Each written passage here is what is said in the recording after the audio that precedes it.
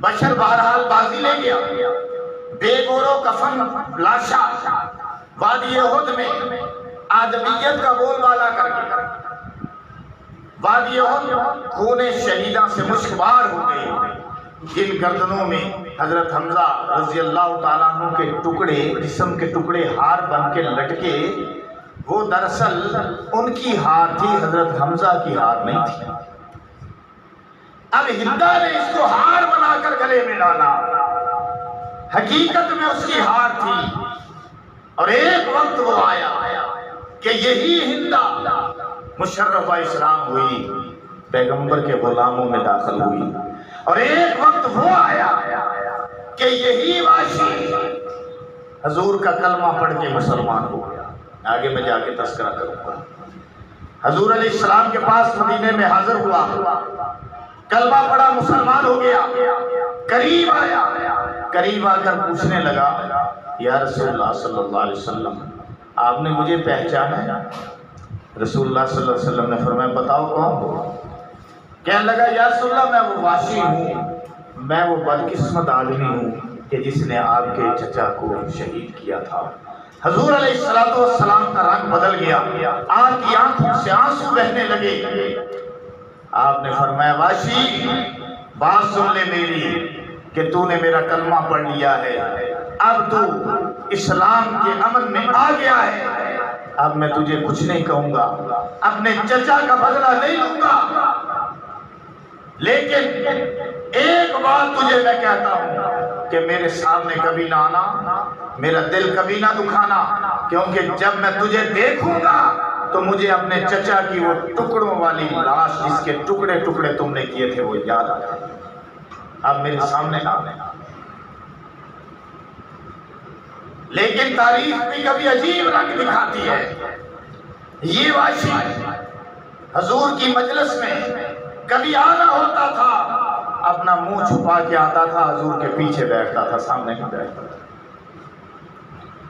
اسلام کے لیے، دین کے لیے، اللہ کے دین کے لیے پیغمبر نے کیسے کیسے دشمنوں کو معاف کیا ہے۔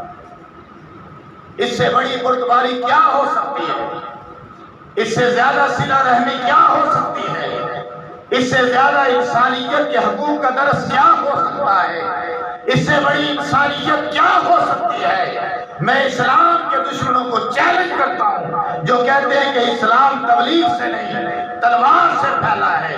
میں ان کو یہ کہتا ہوں کہ ایک واشی کا واقعہ سامنے رکھ لیں، ایک ہندا کا واقعہ سامنے رکھ لیں، وہ پیغمبر اسلام جو اتنے روئے تھے کہ آپ صلی اللہ علیہ وسلم جو ہے وہ آپ صلی اللہ علیہ وسلم کا سینہ غم سے بھر گیا تھا، اور آپ صلی اللہ علیہ وسلم نے اپنے دکھ میں کہا تھا کہ ہائے حمزہ کے اوپر تو رونے والا بھی کوئی نہیں ہے۔ چنانچہ مدینے والوں نے اپنی عورتوں کو حضور علیہ السلام کے قصر نبوت میں بھیجا کہ پیغمبر دکھی ہے، ان کے چچا پہ جا کے رو، پیغمبر کا دکھ کم کرو۔ لیکن جب وہ رونے آئی، پیغمبر نے سوال کیا کیسے آئی ہو؟ انہوں نے کہا یا رسول اللہ آپ کے چچا شہید ہوئے ہیں، ہم نوحہ کرنے کے لیے آئے ہیں، ہم ماتم کرنے کے لیے آئے ہیں۔ پیغمبر اسلام نے فرمایا میرے دین کے اندر، میری شریعت کے اندر ماتم کی گنجائش نہیں ہے، چلی جاؤ، لوٹ جاؤ۔ وہ تو میں نے اپنے دکھ میں ایک بات کہی تھی، ماتم کی اجازت نہیں دی، نوحے کی اجازت نہیں دی۔ یہ تھا صبر، اور یہ تھی استقامت، اور یہ تھا صبر کا درس اور استقامت کا درس۔ یہ پیغمبر نے سبق پڑھائے تھے۔ تو میدان کربلا کے اندر حضرت حسین کی شہادت ہوئی، اس سے پہلے ان کے بڑے فرزند علی اکبر کی شہادت ہوئی، شیر خوار بچے علی اصغر کی شہادت ہوئی، شہادتیں واقعہ ہوتی رہی، لاشیں گرتے رہے، لیکن بیویوں نے صبر کا دامن نہیں چھوڑا، بیویوں نے نوحہ نہیں کیا، بیویوں نے سر نہیں پیٹے، بیویوں نے سر میں خاک نہیں ڈالی، بیویوں نے گریبان چاک نہیں کیے، بال نہیں نوچے، چہرے نہیں نوچے، صبر کا درس دیا، صبر کا درس پڑا ہوا جو تھا پیغمبر کا خان والا تھا، وہ صبر کی تصویر تھا، بے صبری کی تصویر نہیں بن سکتا۔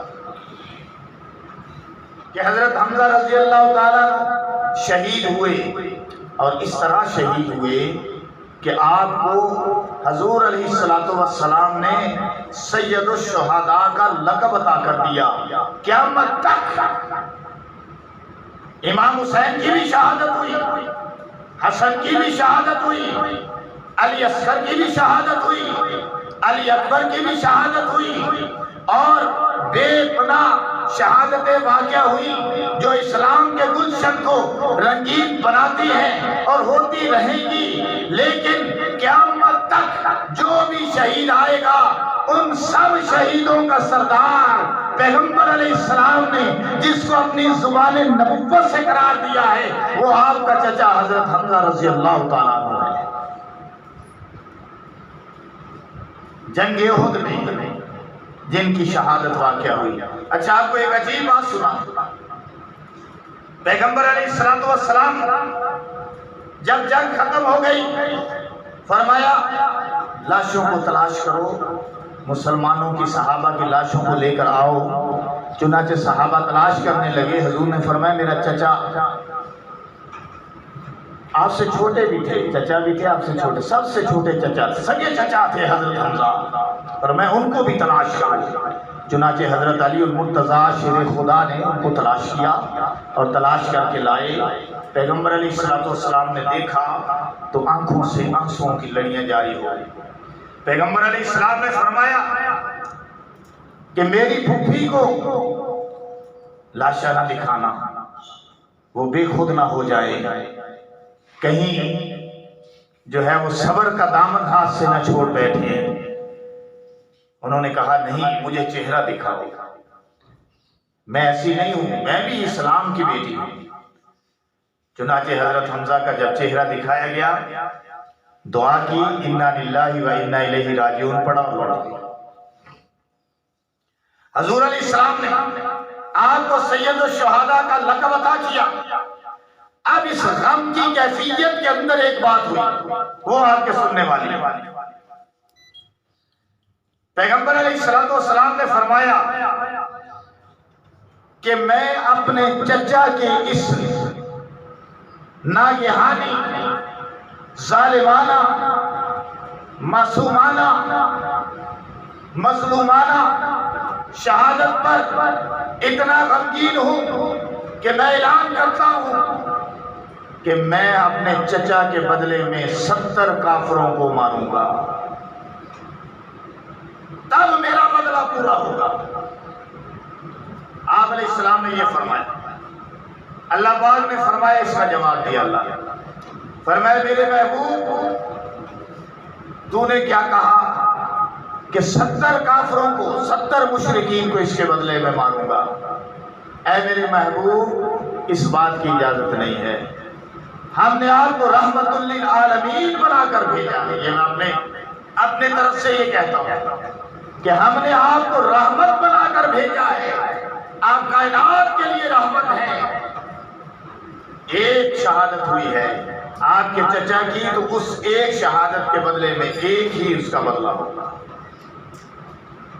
عدل و انصاف کی مثال زمانے سے نہیں، لوگوں سے نہیں، ہمارا اللہ پیش کر رہا ہے۔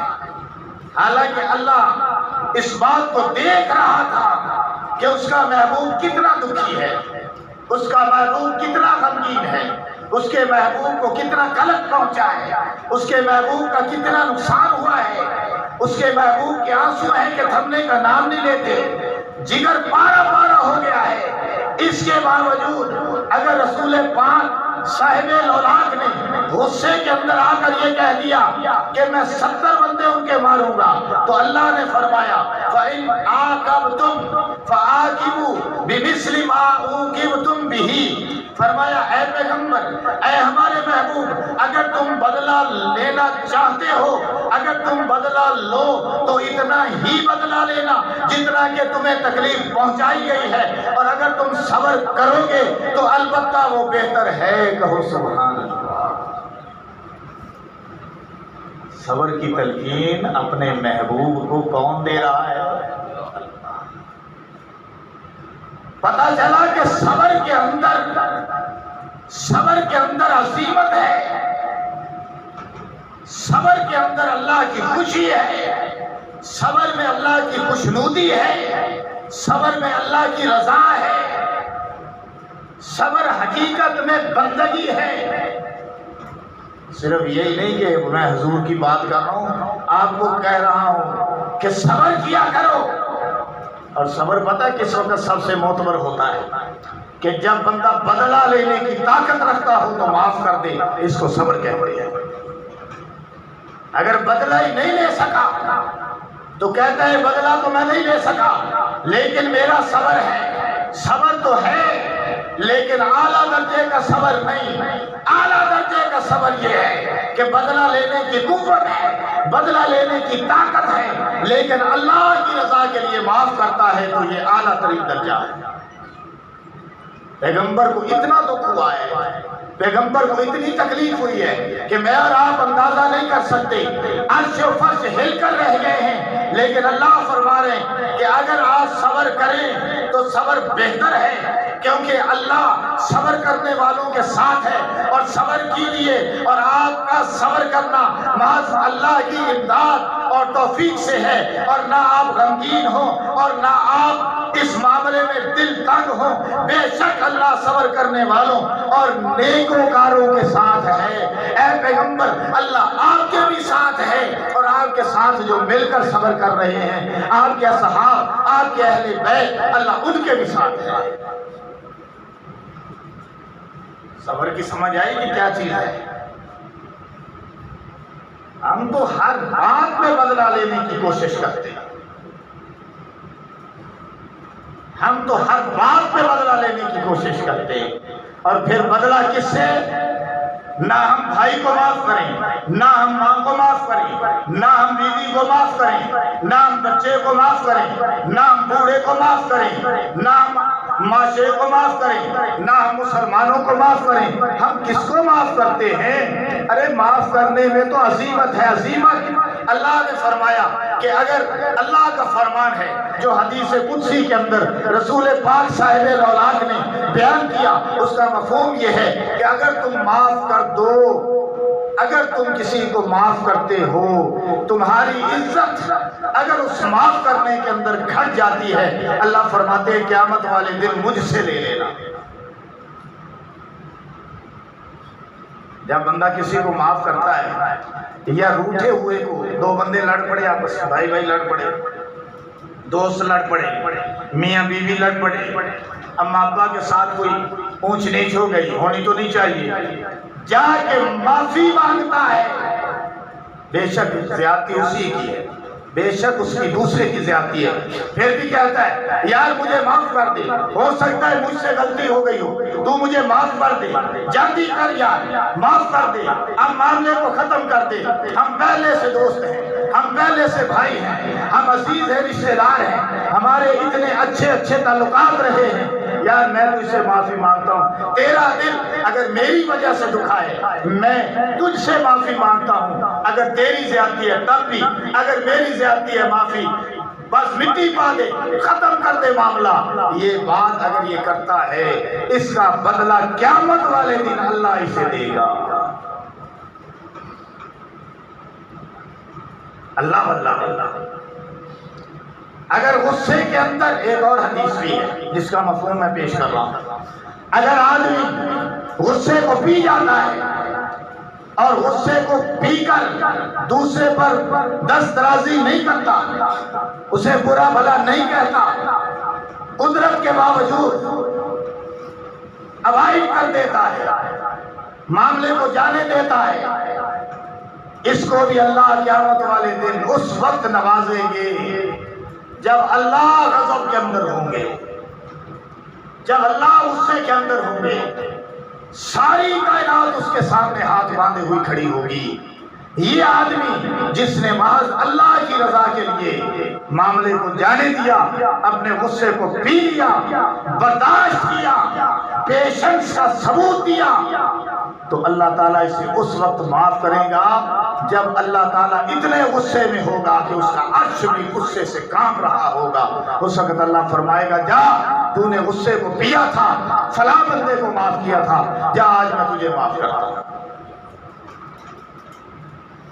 اب وہاں جو ریوارڈ ملے، جو انعام وہاں ملے، تو کیا یہ سودا سستا ہے کہ مہنگا ہے؟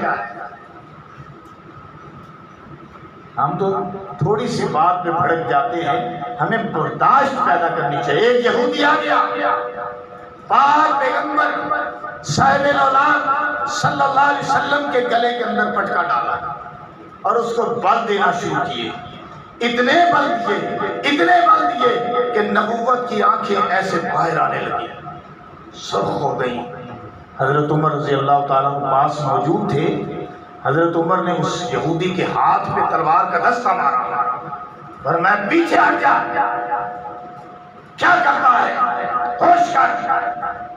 حضور علیہ السلام نے حضرت عمر کو اشارہ کیا، پیچھے رہو، کوئی بات نہیں، صاحب معاملہ ہے، میں نپٹ لیتا ہوں۔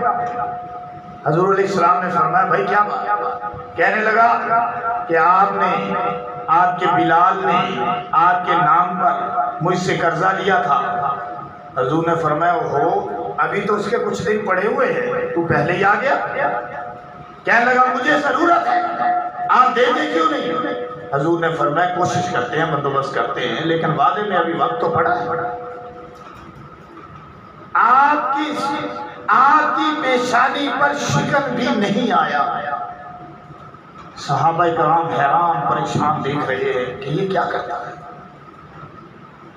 اور ہمارے نبی امام الانبیاء صلی اللہ علیہ وسلم کا سلوک، آپ کا بیہیویئر، آپ کا پیشنس، آپ کی بردباری، آپ کا حوصلہ آسمانوں کو چھو رہا تھا۔ تھوڑی دیر کے بعد وہ یہودی پیچھے ہٹا، اس نے پٹکا گلے سے نکالا اور کہنے لگا کہ میں نے 3 باتوں میں آزمائش کرنی تھی، ان میں ایک بات یہ تھی کہ ہماری تورات میں لکھا ہے کہ وہ نبی بردبار ہوگا، اگر تم اس کے ساتھ زیادتی بھی کرو گے، تکلیف بھی پہنچاؤ گے، تب بھی وہ خندہ پیشانی سے جواب دے گا۔ نشانی پوری ہو گئی ہے، لہٰذا آپ مجھے کلمہ پڑھائیں اور اپنے غلاموں میں داخل فرمائیں۔ وآخر دعوانا